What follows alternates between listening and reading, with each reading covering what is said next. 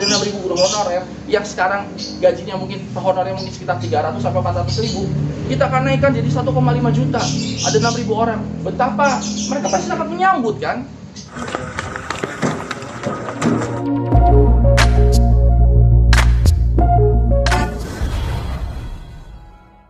Assalamualaikum warahmatullahi wabarakatuh. Waalaikumsalam. Terima kasih teman-teman media udah datang. Jadi hari ini saya bareng sama sahabat saya Alex press conference lah untuk bukan klarifikasi tapi memang sengaja untuk menjelaskan atau mungkin buat masyarakat yang ingin tahu gitu. Jadi pada tanggal 13 Februari kemarin saya Luki Hakim didampingi Alex mengundurkan diri dari Wakil Bupati Indramayu menuju ke DPRD Kabupaten Indramayu dengan alasan atau paling nggak dibalik itu semua adalah bahwa Wakil Bupati Indramayu telah gagal dalam mengemban amanah masyarakat yang memberikan amanah kepada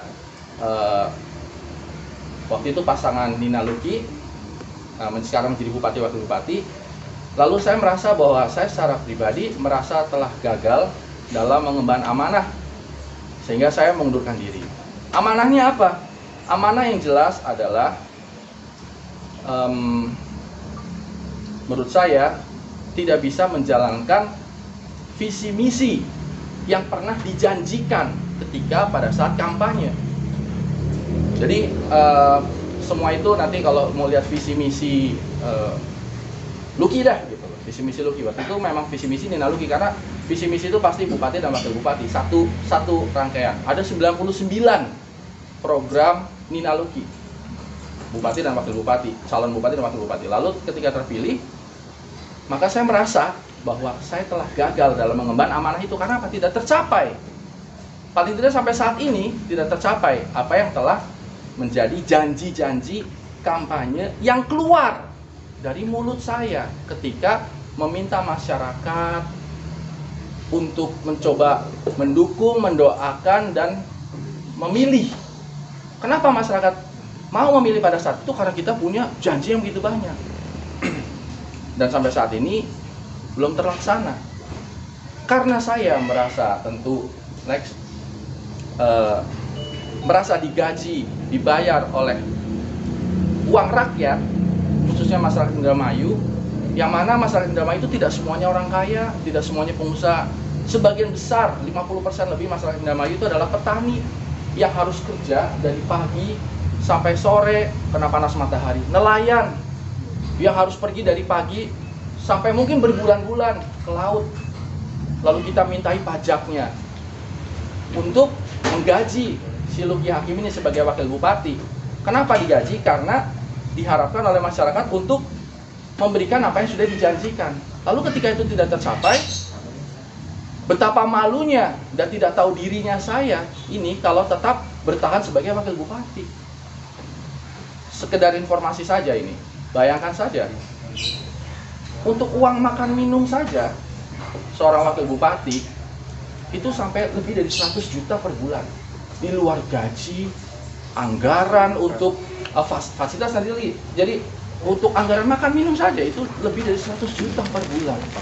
Padahal sudah dapat tunjangan, sudah dapat sudah dapat tunjangan kendaraan, sudah dapat listrik aja gratis, semuanya. Take home pay itu bisa sampai lebih dari 200 juta per bulan. Yang bayar itu siapa? Yang bayar itu masyarakat yang tangannya kasar. Yang tangannya kasar, yang mereka harus kerja, orang-orang yang mohon maaf ya di bawah garis kemiskinan, mereka bayar untuk orang ini beratus-ratus juta per bulan, dapat fasilitas rumah dinas yang besar, AC-nya banyak, gratis, nggak bayar apa-apa lagi, mobilnya mewah. Satu mobil yang saya pakai itu harga sampai 700 juta, dapat 3 mobil. Lalu kalau tidak tercapai tujuan yang dijanjikan, saya orang yang sangat durhaka kalau saya tidak mundur. Kendalanya apa? Tentu kendalanya adalah bahwa ada beberapa keterbatasan dari seorang wakil bupati. Menurut undang-undang memang dibatasi. Jadi tidak bisa berbuat apa-apa, tidak punya kewenangan tentunya sebagai bupati. Ini undang-undang, dan ini berlaku untuk semua wakil bupati, wakil wali kota di seluruh Indonesia. Jadi tidak bisa, wakil bupati itu tentu secara undang-undang tidak punya kop surat, tidak bisa menandatangani hal-hal yang memang tidak didelegasikan oleh bupati. Saya sekedar mungkin pada penasaran, apa sih janji-janji kampanye yang dari 99 ini, saya sudah membuat beberapa catatan yang sangat spektakuler sebenarnya. Yang saya ingat ya, ketika kampanye saya ingat, bapak-bapak, ibu-ibu, pilih saya, insya Allah nanti pilih saya, maka semua guru ngaji, imam masjid, imam musola akan mendapatkan honor 1 juta. Mereka semua tertarik oleh mulut ini, Pak, Ibu, tertarik 1 juta imam masjid. Mereka, wah ini baru pertama kali nih. Kenaikan tunjangan untuk 6.000 guru honorer, ada 6.000 guru honorer yang sekarang gajinya mungkin honornya mungkin sekitar 300 sampai 400.000. Kita akan naikkan jadi 1,5 juta. Ada 6.000 orang. Betapa mereka pasti sangat menyambut kan? Belum lagi beasiswa untuk 100 murid masuk perguruan tinggi, membangun sekolah pertanian gratis, ambulan gratis antar jemput ke rumah sakit setiap desa, ada 300 lebih desa. Berarti harus ada 300 ambulan dong. Itu janji yang keluar dari mulut saya. Biaya persalinan gratis, membangun jalan beton sampai poros desa sepanjang 1.500 km. Sekarang bisa dilihat kenyataannya seperti apa. Akan membedah 5.000 rumah. 5.000 rumah orang yang tidak mampu dibedah menjadi bagus. Dan lain-lain, membangun lapangan bola di setiap desa. Ada nih, sampai kalau nanti mau saya bacakan semuanya. Tapi pada kenyataannya itu tidak tercapai sampai saat ini. Dan saya tidak bisa bohong, karena semua sekarang sudah transparan. Berapa PAD-nya, berapa APBD, dan saya merasa bahwa saya telah gagal. Dan saya harus tahu diri, ini kesalahan saya minta maaf yang sebesar-besarnya sama Mas Indramayu, karena saya tidak bisa memenuhi sebuah janji kampanye saya yang begitu spektakuler. Maka saya mundur, berharap Allah mengampuni saya berharap masyarakat Indramayu memaafkan saya. Dan saya pun sampai tidak mau menerima anggaran makan minum, sudah, karena menurut saya terlalu mewah. Kebayang nggak sih? Saya yakin di semua media sini nggak ada yang makannya lebih dari 100 juta 1 bulan.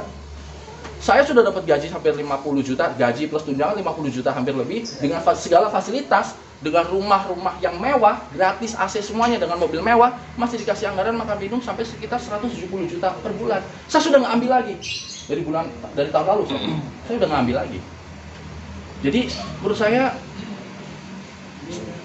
nggak tahu, ini pasti bisa menjadi bumerang untuk saya. Tapi saya merasa saya berdosa dan durhaka kalau saya tidak mundur.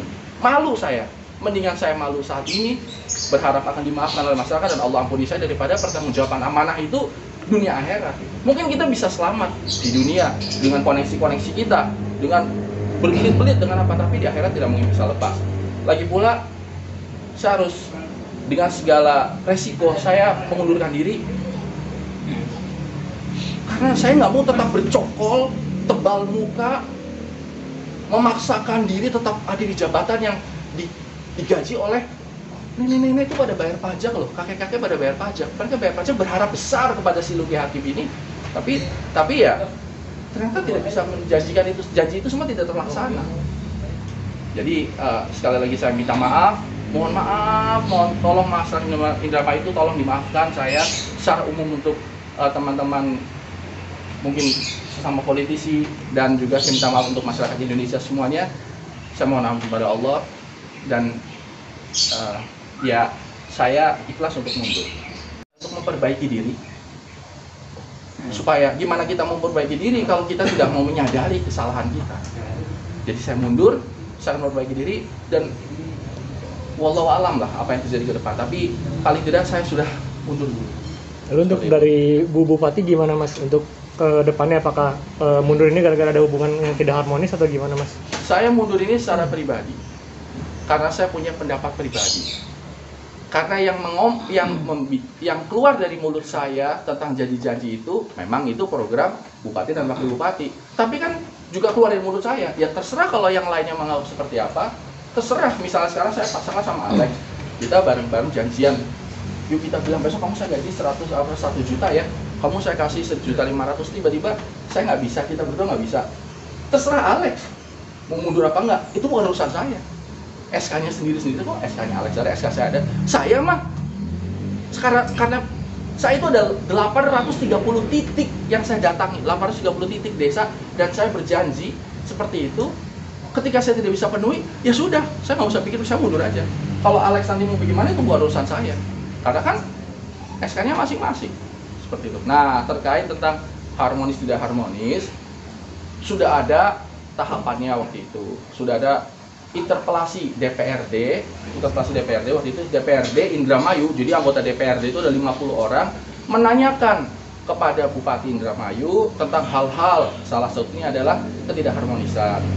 Saya, itu bukan urusan saya lah, artinya itu DPRD menanyakan. DPRD itu kan perwakilan rakyat menanyakan. Lalu saya pernah dipanggil sama DPRD, namanya rapat dengar pendapat, dipanggil. Ditanya macam-macam sampai akhirnya saya bilang bahwa kalau saya memang salah, nggak usah dipecat, nggak usah didorong untuk mundur. Saya akan mundur kalau memang saya salah. Tapi alhamdulillah sejauh administrasi yang saya lihat, semuanya saya tidak punya kesalahan. Kalau ada tolong dikasih tahu, mungkin teman-teman di luar sana yang melihat kesalahannya apa.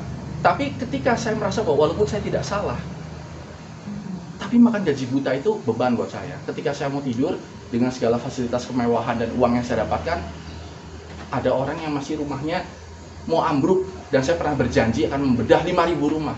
Ketika saya pakai mobil yang begitu mewah dan nyaman hanya untuk jalan ke kiri ke kanan, ada orang yang lagi mau melahirkan dan nggak punya mobil untuk pergi ke rumah sakit, dan katanya harus ada ambulan. Lalu ketika saya mau makan enak dengan budget yang 170 juta lebih, itu makan minum ya 100 juta lebih lah makan minum, saya kepikiran ada orang yang masih kelaparan. Ya tidak dalam konteks kelaparan banget, nggak ada orang lapar di Indonesia, tapi makannya ala kadarnya. Jadi saya pikir udah, saya mendingan beristighfar, ya udah saya mundur aja seperti itu. Nah, ketidakharmonisan kembali lagi bahwa itu sudah hasil dari rapat dengar pendapat bersama DPRD. Mereka menyimpulkan ada disharmoni antara bupati dan wakil bupati. Kesimpulan dari rapat itu, dan ini semua tidak bisa bohong karena teman-teman bisa langsung googling saja rapat dengar pendapat RTP wakil bupati dengan apa tentang, dan bisa di googling semuanya. Lalu salah satu waktu itu duduk di sebelah kiri saya, ketua DPR, wakil ketua DPRD sekaligus ketua PDI Perjuangan. Dia bilang, saya akan mengakurkan, akan mempertemukan bupati dan wakil bupati. Apakah Anda siap? Bisa dilihat nanti di Instagram apa semua. Saya bilang, saya siap, saya insya Allah saya siap. Anytime saya dipanggil, anytime saya diundang, tidak mungkin saya tidak datang. Saya akan datang terus. Tidak pernah ada penolakan atau absensi yang tidak saya hadiri tanpa ada undangan yang benar. Siap nggak dipertemukan? Lah ya sangat siap, anytime gitu loh. Memang tugas wakil bupati adalah membantu bupati. Tapi itu sudah berbulan-bulan yang lalu. Ya sudah, nggak ada kabar. Tapi ini terlepas dari tentang harmoni disharmoni, itu bukan urusan ini lagi. Urusan ini adalah bahwa saya rasa bahwa seperti alasan yang tertulis di pengunduran diri saya bahwa saya tidak mampu mengemban amanah. Jadi ya itu saja. Selebihnya bisa ditanyakan. Nanti mungkin kalau ada yang meminta nomor teleponnya ketua DPRD atau wakil ketua DPRD, saya bisa kasih. Karena memang, atau mungkin kalau ke bupatinya juga bisa. Karena pada saat kampanye pun kami juga sama-sama berjanji waktu itu, kami akan memberikan nomor handphone kami supaya masyarakat bisa langsung bertanya nanti. Jadi ini bukan satu hal yang melanggar etika atau apa gitu. Saya pikir semua juga punya hak untuk memberikan keterangan kan itu kalau dimintai. Mas Nugi, ketika memutuskan untuk mundur ini, apakah sudah tahu konsekuensinya ke depan? Tentu konsekuensinya masyarakat bisa juga marah sama saya. Lah udah dicoblos malahan mundur. Tapi lebih marah mana? Sudah dicoblos tapi tidak memenuhi janji-janjinya. Saya rasa ini, saya tidak tahu ya. Mungkin saya kurang update atau apa, bahwa apakah ada pejabat di negeri ini yang mundur karena mengakui bahwa dia tidak bisa mengemban amanah. Saya nggak tahu. Kalau di Jepang itu sudah suatu kebudayaan. Jadi saya rasa begini ya, ketika kita memberikan janji, terus janji itu diberikan, artinya amanah itu diberikan pada kita, terus kita tidak emban, kalau kita orang bermartabat, ya minimal jangan terlalu bangga. Paling nggak ya diem aja. Tapi itu tetap memalukan menurut saya. Ya akui saja. Saya mengakui. Dan mengakui secara formal, bukan cuma bahasa media. Tidak, saya akui secara formal bahwa saya tidak mampu mengemban amanah sebagai wakil bupati. Dan konsekuensinya bagi saya adalah bisa jadi masyarakat tuh marah sama saya. Saya minta maaf, itu sebabnya saya mengundang teman-teman ini. Saya minta maaf karena kalau saya datangi rumah-rumah lagi kan tidak memungkinkan, ada 2 juta lebih orang Indramayu. Saya nggak bisa minta maaf secara langsung, paling tidak dengan harapan seperti ini ya saya masyarakat tahu bahwa saya minta maaf. Saya kemarin-kemarin di Indramayu kalau jalan itu sampai nunduk Pak, demi Allah Pak. Saya malu. Kenapa? Karena ketika janji akan membangun 1.500 km jalan akan dibeton, tapi saya jalan tuh berada duduk. Masyarakat pada, Pak, jalanannya gimana Pak? Demi Allah saya malu. Itu ada yang biasanya nyetir saya bareng sama saya tuh Mas Yusuf juga. Mas kok kelihatan seperti malu? Ya karena saya malu. Terus apa saya harus pakai muka badak tetap begini terus bangga di depan orang? Saya malu. Dan ini adalah konsekuensi saya. Saya mungkin akan dihujat sama orang se-Indonesia. Itu mungkin saya bisa lebih tidur tenang daripada saya dengan segala kemewahannya, tapi melihat orang yang banyak saya bohongi, saya kibulin supaya saya tetap dapat gaji buta. Teman politisi kemarin tuh nelfon, makanya handphone saya matiin saat ini karena apa? Banyak, lu goblok amat sih lu. Lu enak banget gaji buta, jadi wakil bupati ya gaji buta, nggak apa-apa. Ya mungkin saya memang goblok, mungkin saya memang orang bodoh, nggak apa-apa, tapi nggak mau saya malu ketika saya ingat kan Lex, ketika kita kampanye dan dampingin saya dari pas kampanye, nenek-nenek itu sampai peluk saya kan, itu berharap bang sampai Nang, manggil, kalau anak orang Indramayu itu manggil anak tuh Nang si amanah ya Nang, jalannya supaya halus, supaya segala macam gitu. Dan saya nggak deh, udah mendingan saya mungkin dihujat atau apa, tapi paling tidak besok ketika saya ke Indramayu lagi, saya lebih sudah mengakui kesalahan saya. Dan apakah ini akan menjadi kehancuran karir politik saya wallahu alam, saya nggak tahu. Apakah saya akan kembali ke entertainment?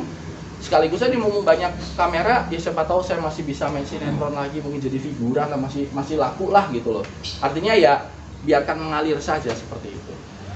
Butuh berapa lama Mas untuk memutuskan mundur setelah tahu bahwa tidak memenuhi amanah masyarakat? 1 tahun setengah saya sudah pikirkan ini konsekuensinya. Bahkan saya pun diskusi sama keluarga, kalau mundur apa kata orang, apa kata ini tuh kan masih 1 tahun waktu itu kan, baru setahun kurang lah. Tapi saya pikir sudahlah, saya coba bahwa saya akan bekerja lebih giat lagi. Apakah kekejar? Tidak. Sampai 1 tahun setengah lalu dipanggil kan DPRD waktu itu menanyai kepada eksekutif. DPRD itu kan parlemen, artinya legislatif mengundang eksekutif, ditanya program-programnya mana kan gitu loh. Akhirnya diberi kesempatan lagi sama DPRD, dikasih kesempatan lagi beberapa lama. Sampai kemarin saya dipanggil lagi rapat dengar pendapat, mungkin 4 bulan yang lalu atau 5 bulan yang lalu, ditanya sama anggota DPR, apa kerja Anda? Apa saya katakan ini kerja saya, tapi tidak tercapai. Masih banyak jalanan rusak, masih banyak janji-janji yang tidak tercapai. Saya bilang bahwa ya kami akan mengusahakan gitu loh. Tapi kan ada keterbatasan. Sebagai wakil bupati itu punya keterbatasan. Tidak bisa saya memanggil kepala dinas untuk benerin jalan. Saya jalan di Indramayu, ada jalan rusak, sampai ada wanita muda meninggal di daerah Balongan kalau tidak saya salah, gara-gara kejeblos itu sampai meninggal. Gara-gara jalan rusak terus kena truk. Sampai pada demo ibu-ibu. Nanti bisa di-google lagi. Ibu-ibu demo karena orang meninggal jalanan rusak Indramayu. Bisa di-google juga. Saya ke situ, orang-orang tuh pada, Pak, jalanannya Pak, tapi saya tidak punya kemampuan lebih karena ada keterbatasan sebagai wakil. Keterbatasannya bahwa saya tidak bisa menandatangani, tidak bisa memutuskan, tidak bisa, ya itu memang wakil memang seperti itu, dan itu bukan salahnya siapa-siapa, memang itu undang. Kalau memang tidak terima, yang harus menggugat undang-undang ke Mahkamah Konstitusi. Tapi kan saya sebagai manusia, bukan sebagai wakil bupati, sebagai manusia yang pernah keluar dari mulut saya, waktu itu saya janjinya bilang gini, jalanannya halus, ekonominya bagus, masyarakat juga fulus. Artinya jalanannya bagus, ekonominya bagus, orang punya uang. Kita punya janji bahwa nanti tidak akan sulit lagi mencari pupuk di Indramayu. Boro-boro, pupuk itu susah banget. Nanti akan saya bacakan ya, mungkin nanti buat catatan. Saya minta waktu cuma sekedar 1 menit saja. Membuat lapangan bola di setiap desa, membangun sekolah sepak bola di setiap kecamatan, membantu koperasi sebesar 500 juta, membangun objek wisata bahari, membuka lapangan kerja untuk 100.000 orang. bebas biaya perizinan dan investor yang ingin membangun di Indramayu, memberikan mobil siaga untuk setiap desa sebanyak 117 desa. Jadi mobil siaga ada 317 mobil harus disediakan. Membangun rumah singgah untuk anak jalanan dan rumah jompo. Memberikan bantuan modal kerja untuk UMKM sebesar 50 juta per kelompok. Meningkatkan PAD, pendapat asli daerah, sampai 1 triliun. Kan waktu itu kan sebelum kita menjabat kan sekitar 300 atau 400 miliar. Kita akan meningkatkan sampai 1 triliun. Lah, APBD saja tidak berhasil saya ketok, tidak berhasil kami eksekutif ketok kemarin APBD 2023. Silahkan di-googling lagi. Bahkan ada silpa. Mungkin kalau teman-teman ingin tahu, silpa itu adalah sisa anggaran tidak terpakai sampai 240 miliar. Begini konsepnya. Masyarakat Indramayu yang mohon maaf, yang orang miskin, orang kaya, menengah itu semua dipungut pajaknya. Dipungut pajaknya, lalu terkumpul menjadi semacam pendapatan daerah, PAD. Lalu setelah itu terkumpul menjadi APBD. APBD itu 3 triliun. Dipakai untuk apa? Untuk jalanan, untuk bangun ini, bangun itu. Tapi ternyata pada akhir tahunnya uangnya nyisa, tidak dipakai sampai 240 miliar. Uang rakyatnya tidak dipakai senilai 240 miliar. Uangnya nganggur. Sementara banyak yang masih membutuhkan. Itu menurut saya telah gagal. Lalu pengurusan KTP, KK semuanya gratis. Ke Instagram saya semua orang banyak yang, Pak ini kok KTP masih bayar Pak, masih kan pada ke Instagram saya juga. Terus ada lagi adalah bebas pungutan untuk pentas seni dan budaya. Jadi kalau mau manggung nggak bayar, gratis, malah disupport. Mereka pada, Pak kok kita mesti bayar? Jadi saya bingung kan, saya bingung ini harus gimana. Masyarakat itu kan sekarang era keterbukaan ya, ke media sosial saya itu digeruduk oleh masyarakat Indramayu dengan komplain-komplain tadi itu ada sekitar lebih sampai 26 item menggeruduk, Pak ini gimana, Pak ini gimana. Sementara saya merasa tertekan karena saya tidak bisa memenuhi janji kampanye yang 99 itu. Akhirnya sudahlah, saya tidak mau menyalah-nyalahkan. Ini murni salah saya tidak menyalahkan siapapun, saya mundur saja. Sudah.